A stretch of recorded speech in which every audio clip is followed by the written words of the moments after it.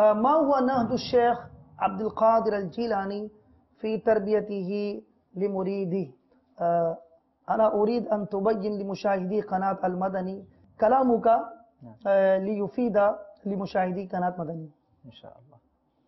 الحمد لله رب العالمين، والصلاة والسلام على سيد الأنبياء والمرسلين. أيها الأحبة المستمعين ومشاهدي قناة مدني، أحاول أن أقدم لكم قليلا عن تربية الشيخ أو نهج الشيخ في تربية مريديه. كان نهجه عظيم، حيث ورد في كتاب من أعلام المسلمين في سيرة الشيخ عبد القادر الجيلاني رحمه الله تعالى عن عقيدة الشيخ عبد القادر الجيلي رحمه الله تعالى. فيكتب الكاتب: هي الاتباع بدون ابتداع، والتقيد بالكتاب والسنة في كل حال. وكان رضي الله تعالى عنه، كان الشيخ عبد القادر رضي الله تعالى عنه يكثر ذلك في مجالسه ودروسه وفي خطبه ومواعظه وفي كتبه ووصاياه، حيث كان يقول لأصحابه: اتبعوا ولا تبتدعوا، وأطيعوا ولا تخالفوا، واصبروا ولا تجزعوا، وانتظروا ولا تيأسوا.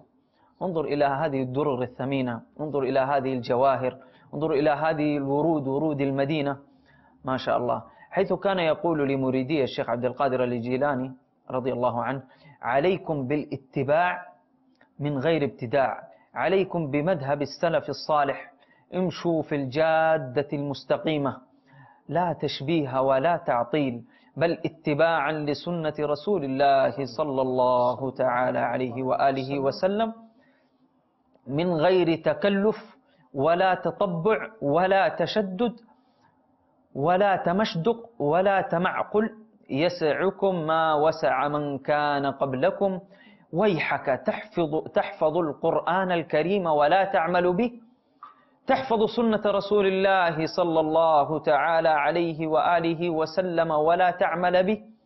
لأي شيء تفعل هذا؟ يقول رضي الله عنه: لأي شيء تفعل ذلك؟ تأمر الناس وأنت لا تفعل، وتنهاهم وأنت لا تنتهي. الله أكبر. ذكر سبحانه وتعالى: يا أيها الذين آمنوا لما تقولون ما لا تفعلون. الشيخ عبد القادر الجيلاني اتباعا لهذه الآية صحيح ينصح لمريده. صحيح. وأيضا ورد عن الشيخ عبد القادر الجيلاني عن التوحيد، فإنه كان موحدا لله سبحانه وتعالى في جميع أوقاته، كان موحدا مخلصا في أقواله وأفعاله كلها. وكان يقول رضي الله عنه: الدواء في توحيد الله عز وجل بالقلب لا باللسان.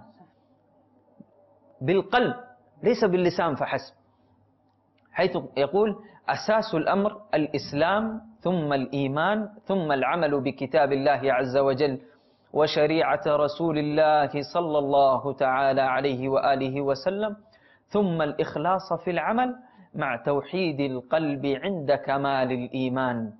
يقول رضي الله عنه: المؤمن يفنى عن كل ما سوى الحق عز وجل. المؤمن يفنى عن كل ما سوى الله عز وجل.